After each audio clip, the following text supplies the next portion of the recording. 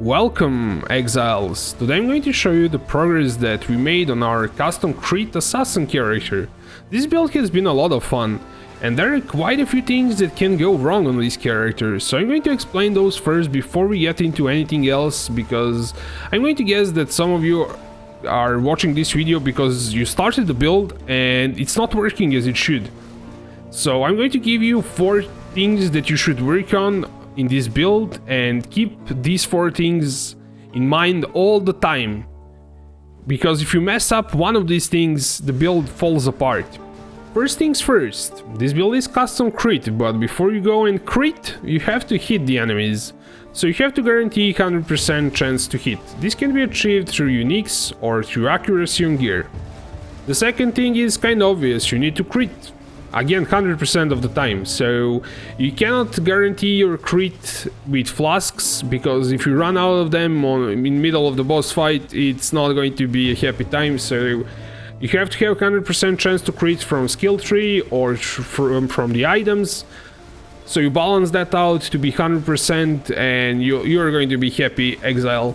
So those 2 things have to be met. Then the third thing is attack speed and cooldown recovery. You have to have specific amount of attack speed depending on how much cooldown recovery you have. This is dependent on server ticks and how the game calculates custom crit.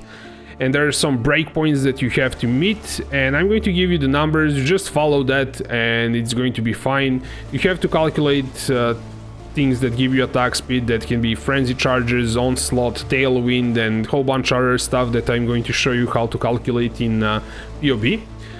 So you have to use POB for this stuff. It's really hard to calculate it differently. And the fourth thing is GG nerfed the Cyclone, so we have to have avoid being stunned now in various places, because Cyclone no longer gives you stun immunity while channeling.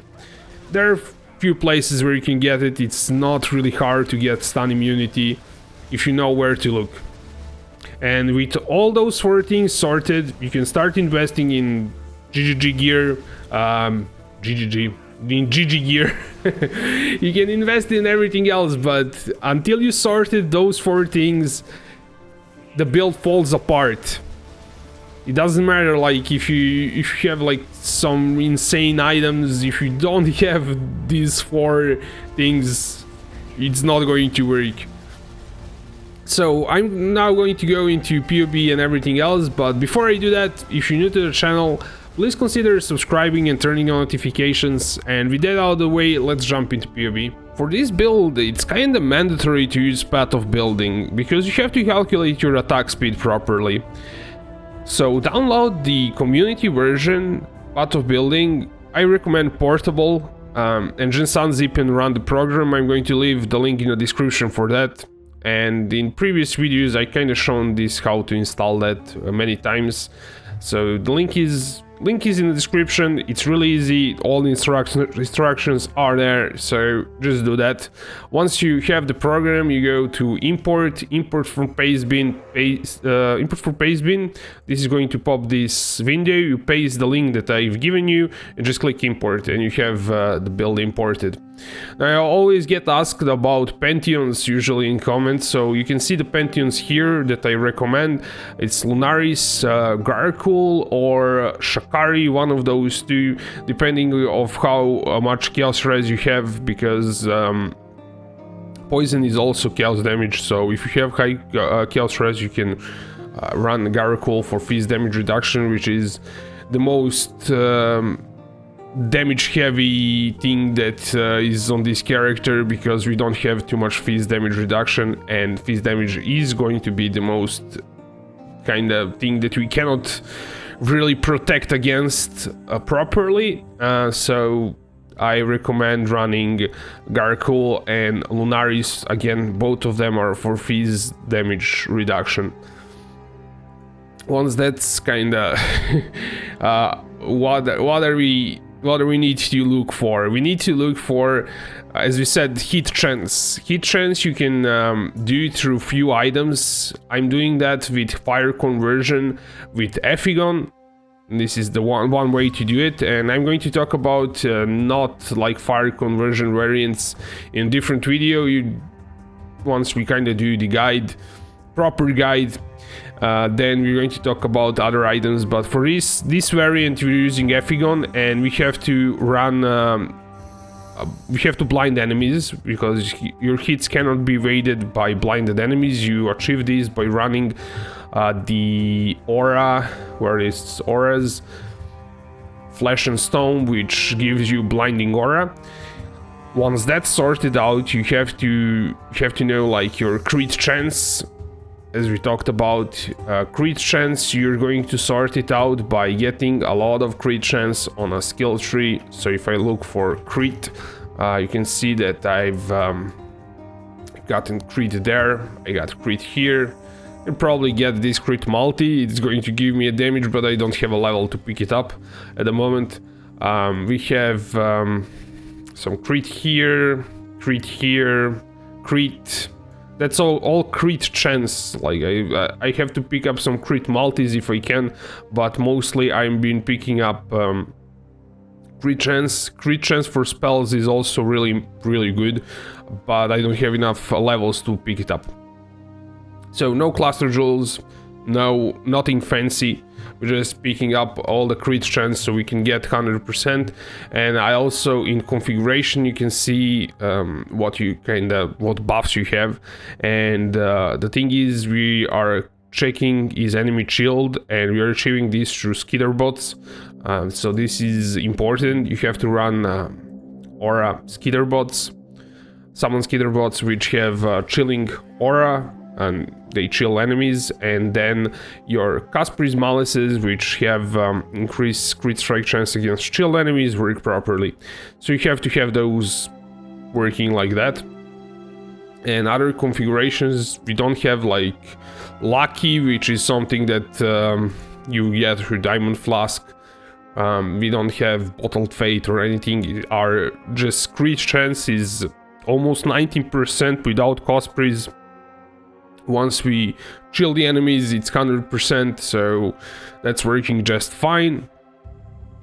You get most of your crit chance through power charges, so don't skimp out on your power charges on a skill tree. You have to have all the power charges that you can get. I think we're running 7 power charges, so you have 1 power charge there, 1 power charge there, 1 there, and I think that is all in terms of power charges.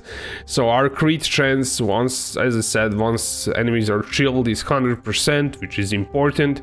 And then we move on to the attack speed. Our attack speed with buffs, you have to see like what buffs do you have. Elusive gives you attack speed through Ascendancy. So on Ascendancy, you have, I wanted to click it here, but Ascendancy is here in Path of Building. So through Mistwalker, you're getting increased attack and cast speed, which is going to throw out your attack speed over 6.06, which is even if you run like Cosplays Malices that have a really low attack speed, which is what I'm doing, they're still going to go over 0.6. So the only way like not to go over it is if you're using shield, and if you're doing cold variant, you would run Lacoste, which is hits cannot be evaded, and that way you stay in that lower bracket of attack speed. But for this, we have to get cooldown recovery somewhere 14%. So I'm getting my attack speed through Tailwind too, and you would if you have elusive, you kind of get you throw it out by such a small margin. So that's kind of really bad. And if you don't have cooldown recovery and you're dual wielding Cosplays, it's not going to work.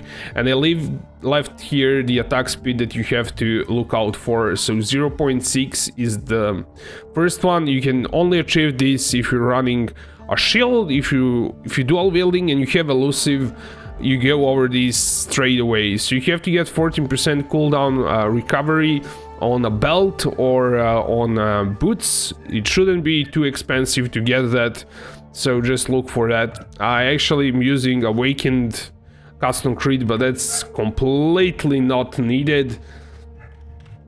I just happened to have one because I was doing something else, so you got that.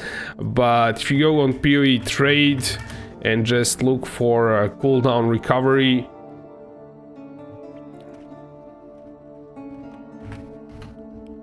recovery, increase cooldown recovery speed, should be that stat. So you need 14%, and on a belt for 14%, that's a Crusader belt or Shaper boots. I think Crusader boots can do them too. So you buy the cheapest one with it has to be belt, and you just grab life. Do like, I don't know, 80. That's too much. Maybe do like 60 life, and cooldown recovery should be like 10 chaos. You will, of course, won't get like resists and anything else of importance there if you're skimping out on. If you want to buy it on cheap, you won't get anything that good on the belt, but you will get that cooldown recovery, and then you can simply grab all of the other stats on the other gear, but you get cooldown recovery belt, and then you're in that second bracket. So if you're dual wielding, you have to do cooldown recovery. So you get 14%, and then you can go to 757. Now, there are some things that are going to increase your attack speed. There's just going to be frenzy charges. If you get frenzy charges somehow, these can be blood rage, or you get frenzy on hit, frenzy on kill. Just know that that might throw your attack speed over the cap. You are always going to have elusive, so you have to pick that one. Then I happen to have tailwind, which also gives attack speed and movement speed. If you don't have tailwind, or you're not generating frenzy charges, you can definitely generate frenzy charges if you're not going to do tailwind. You can also do onslaught. Onslaught also gives you attack speed, and that might actually throw you a bit over, so you cannot do onslaught. Onslaught is simply not possible. It's going to throw you over the attack speed. If you want to do onslaught, you have to go to the third bracket, which is 52% cooldown recovery, and that is really expensive.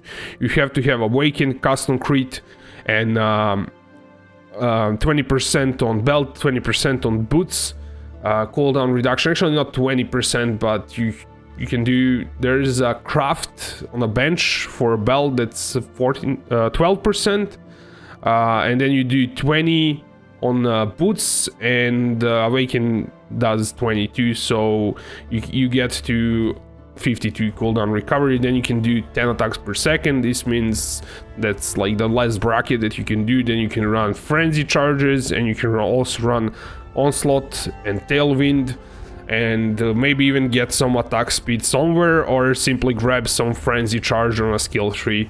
If you can do that, there's like frenzy here, and maybe get, I think there's maybe more frenzy.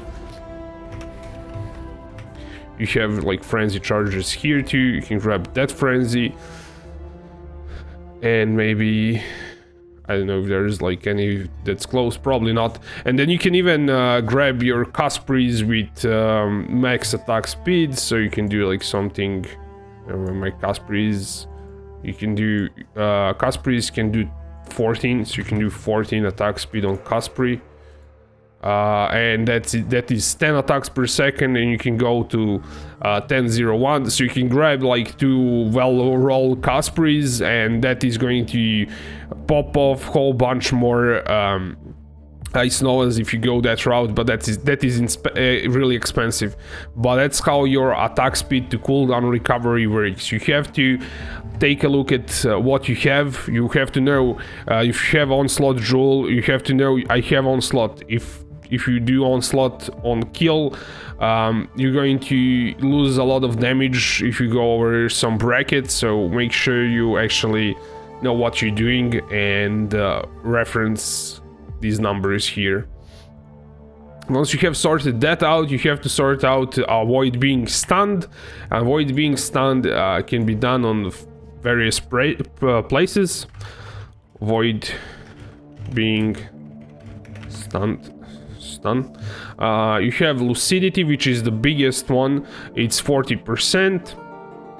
You also get some channeling, increased damage and minus mana cost, which is pretty nice. You have this here, which is 30%. You have 20% here. All of them can be anointed and are pretty good. This one is going to give you attack speed, which might throw you over the attack rate. So only get this if you can support it by cooldown recovery, so I don't recommend that one early on. You can anoint this one if you want more life. You have this one if you're doing shields, you can get 20% there. And also the jewels have the implicit of 10% chance to avoid being stunned. This is a harvest craft, so you can get that on jewels. So depending like how many jewels you have, you usually have a lot of jewels, so you can see I have 1, 2, 3, 4, 5. If I was to get avoid being stunned on all of them, that's 50%. You get here actually this is I have 1, 2, 3, 4, 5, 6, and lucidity. I could technically get stun immunity from my passive skill tree, but that is maybe a bit hard because you have to roll that on every jewel. You also have one abyss jewel if you're running the belt Stygian Vice. That's another 10% here that I have, for instance. So you can get that way, but that is a bit expensive route, but it's actually recommended route if you're min-maxing.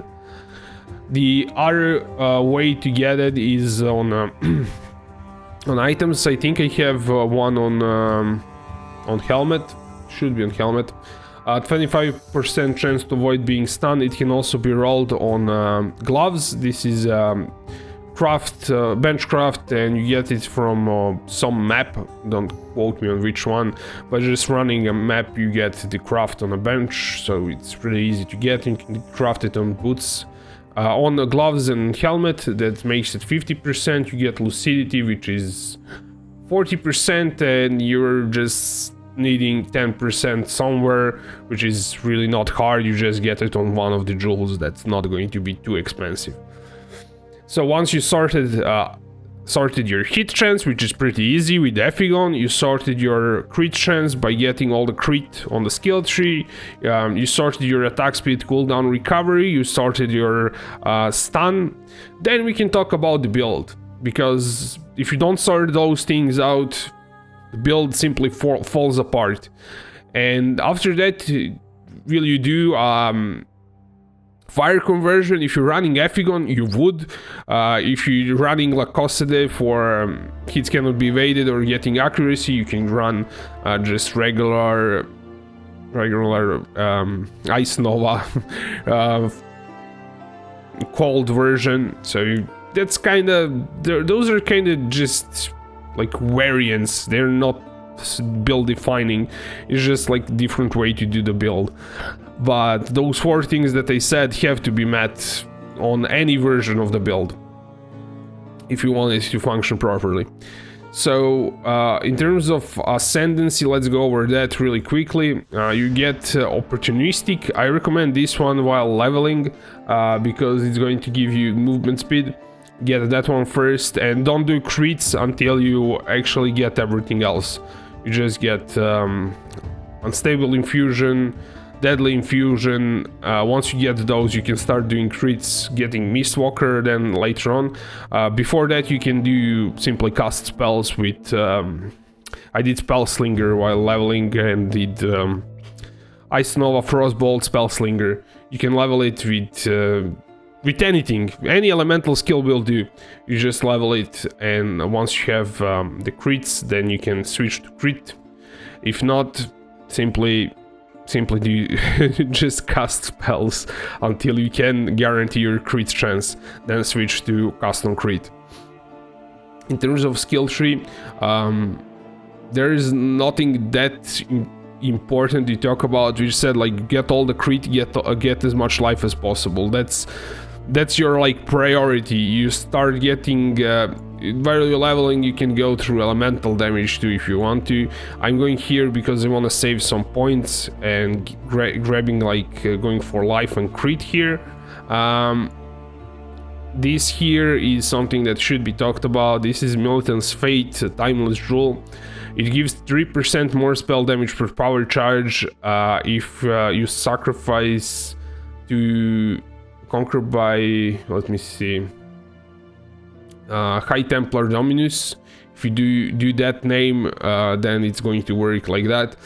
These jewels, Militant's Fate, do not corrupt your passives. It's just going to turn this into, let me see, Timeless Jewels. We're doing the Militant's Fate, Dominus, Inner Conviction. So it's going to turn that keystone into this one. 3% more spell damage per power charge, gain power charge instead of frenzy charges. So this means if you run this and later on you decide to run frenzy charges, then this doesn't work.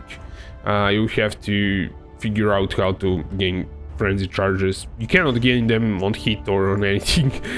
You can do +1 to minimum power frenzy charges on rings and amulets. That's one way to do 3 of them if you wanted frenzy charges, but yeah, this one is pretty cheap. If you do not get 4% increased elemental damage per 10 devotion, then it's really cheap. It's 20-30 cals and gives you 21 more spell damage, which is pretty huge here. You can see, like, if I switch to the Ice Nova, I remove this, it's 30k there. It's pretty good. So I definitely recommend that because it's pretty cheap and gives a lot of damage. You can probably do some defensive one maybe, but I think this one is really good, so grab that. Other than that, as I said, like, it's crit and life. It's nothing that impressive on a skill tree. Just prioritize getting, also this is pretty good, so you can definitely prioritize getting all the power charges, getting this cluster here, getting as much life. I would probably hold on of getting into this area until if you have enough levels. If you're doing fire conversion, your first priority is going to be to get to Avatar of Fire to convert everything, so just rush that one in the beginning. This is important, power charges are important, and just grab, I would go also like this phase acro, this is also important, so prioritize Avatar of Fire, then this thing. Crit chance is important, so prioritize those things, getting Avatar of Fire, getting crit chance, then getting phase acro, and last thing would be to grab Wind Dancer, which is probably not important. It is a really good defense layer, but that's the last thing that you have to prioritize there. Though you have like this really crazy cluster for crit chance for your Cyclone, so without this you probably wouldn't be crit kept. This is like giving me 10%. It also gives a ton of accuracy, so if you decide not to run Ephion, this is going to get you hit kept if you're dual wielding. If you're not dual wielding, you cannot get this, so this is just for dual wielders. If you're shield, then this doesn't break. So yeah, that's the skill tree. Let's go over our skills. We kind of already talked about them a bit, but let's kind of go over in depth. We have our main custom crit in body armor setup.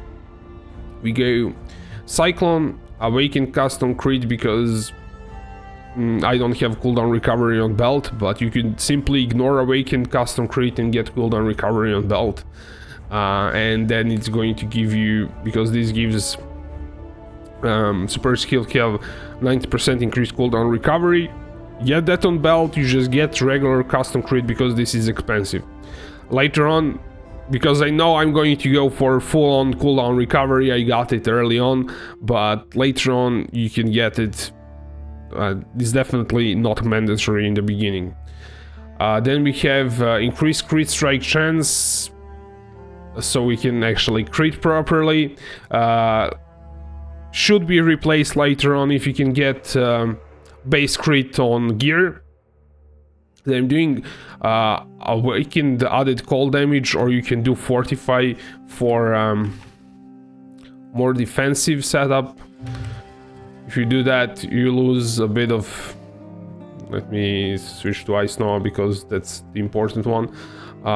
You do lose a lot of damage, but fortify gives you 20% reduction for damage, so it's a really good defense layer. And if you're getting one-shotted a lot but still doing enough damage, you can drop this.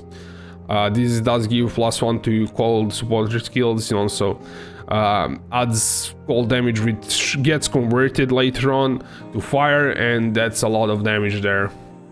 It has to be level 5 if you want to get +1 to socketed spells, and it's not that expensive. But still, I would on a budget run fortify probably. Then we have our second one. Let me see. Wall Ice Nova in Caspri, which does convert to fire. That is just... Let me switch to that one. Wall Ice Nova, Ice Nova.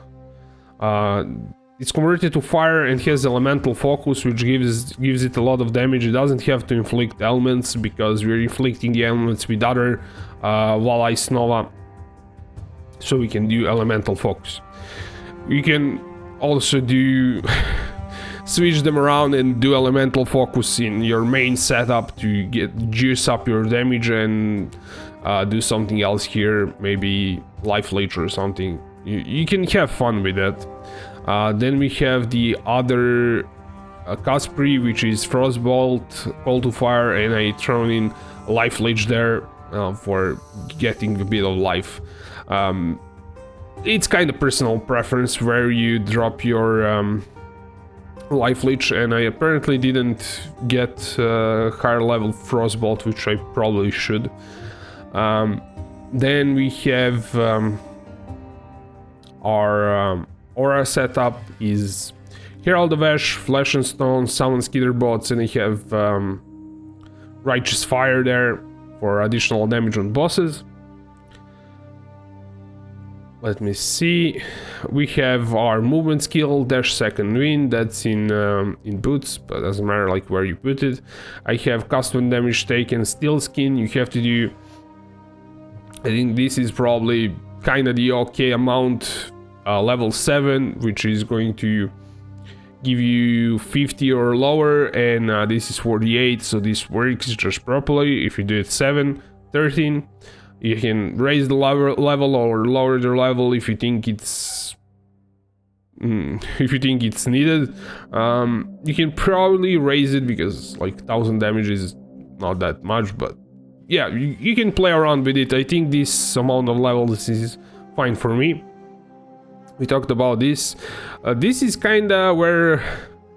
I don't know, I've been playing around with this. I've been trying Spell Totem or Arcanist Brand or something to debuff the enemies, because we're fire version and running the Vortex doesn't really work because we cannot debuff them with... A Wave of Conviction is a really good debuff, but running that in our main setup is not a good idea because it does way less damage than Ice Novas, because Ice Novas can trigger off Frostbolts twice, and they do... Once I tried Wave of Conviction in my main setup here, but I really didn't like it in how much damage it does, so Ice Novas are way better. So I decided to do Spell Totem, Wave of Conviction, Combustion for another debuff there. So I don't know if it's good or not, but that's what I have at the moment. I'm probably going to change my mind at some point about this. And I have flammability on ring, which is not expensive. So that's how I sorted my curses and my debuffing. This setup is, I don't know how I feel about it. It works, but it's a bit janky because you have to stop and cast the totem, and if you're on a boss fight, in the middle of the fight, if you stop to actually cast the totem, it might mess up things, so yeah, it's not like... You can cast it between phases of the bosses in the beginning if you have time, but stopping your cycloning to cast the totem is usually not a good idea because you don't have too much defenses and you're relying on dodging things, so don't stop to cast the totem. I made that mistake quite a few times. So we've gone over the skills. Let's quickly look at the items. The main things are Cos Prismalices for triggering spells. We saw which spells they do trigger. For helmet, I have chance to avoid being stunned. You can do that, as I said, on gloves too. I have Carcass Jack, which is pretty good item for doing when you're on budget. I have gloves that are nothing special. I do have Chaos Res because I was testing something out with Chaos Res. I wanted to do the Timeless Jewel for max Chaos Res, and it was a mess. It didn't work out that well. So you don't have to get too much Chaos Res, but get some Chaos Res on your gear, and rest of it is just cap your resistances. These boots are absolutely not needed. It has chance to gain elusive, which is completely useless. You can get just Tailwind if you want to, but even that is not mandatory. It does give you movement speed, so these boots are pretty insane, but are not needed and are not contributing too much to the damage, so or survivability is just convenience of moving faster with Tailwind. And you do gain attack speed, which actually throws your calculations a bit off, so you have to do it a different way. So then we have Ephigon. We already talked about that one. Hits cannot be evaded by blinded enemies. Just random crappy ring with curse enemies with level 5 flammability. Nothing too special, it should be pretty cheap. The other one is also nothing special. I added channeling skills, have -1, which was actually enough to get me to 0 cost Cyclone, because I don't have the higher level crafts yet. Then we have just the Stygian. You would get cooldown recovery here, which I sorted out through Awakened Gem, but you definitely have to get cooldown recovery on belt. I have just Jewel socketed in there for... I don't think I even needed that dexterity anymore. It was just chance to avoid being stunned, and I don't think I even needed that anymore, so it's something that's left over. Then for Flask you have movement speed Flask with Alchemist, which is the best Flask that you can get for movement speed because it has increased effect. You have Basalt Flask, which is reduced charges used kind of for more sustain, immune to curses, immune to freeze on Quartz Flask. Then I have Wise Oak for more damage. If we take a look at main Ice Nova, it's Cyclone, not Cyclone but Ice Nova.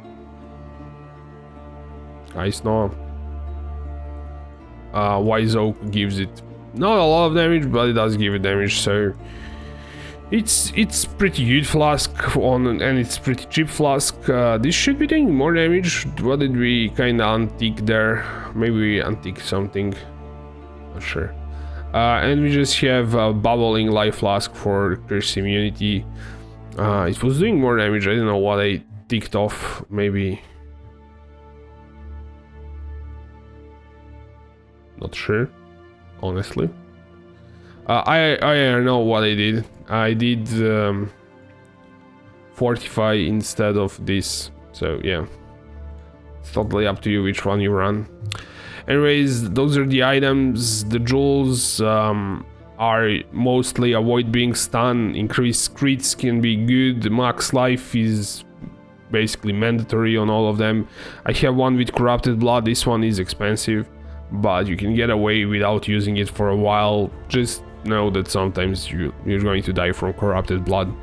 Militant's Fate, we already talked about that one. This one is again increased life, chance to avoid being stunned. This one is also chance to avoid being stunned, max life. You would want to get crit on it, but that is expensive. So this is all the things that I wanted to talk about. I think I didn't miss anything, hopefully.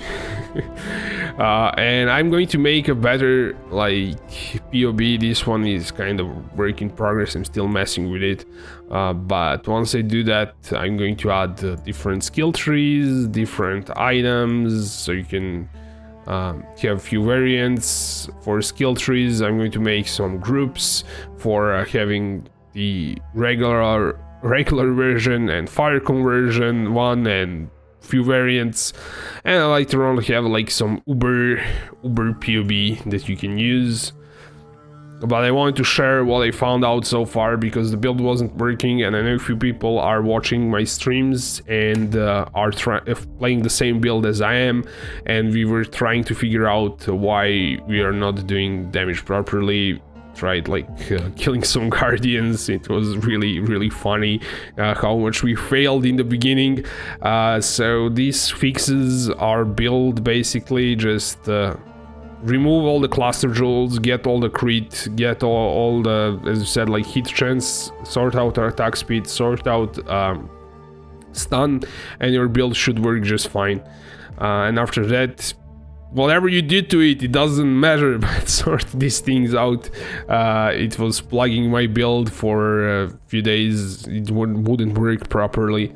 Now it works just fine, and I even have like my crit chance on my Ice Nova is almost 100%, which is pretty good. And I'm going to be crafting some GG gear, so if you have time, stop by the streams, and we're going to make this build insane in the next few days.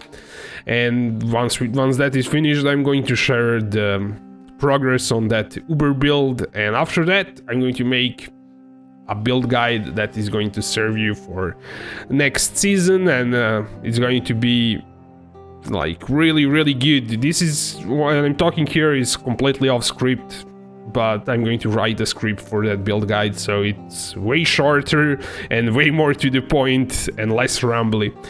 Anyways, Exiles, thanks for watching, and I will see you in the next one.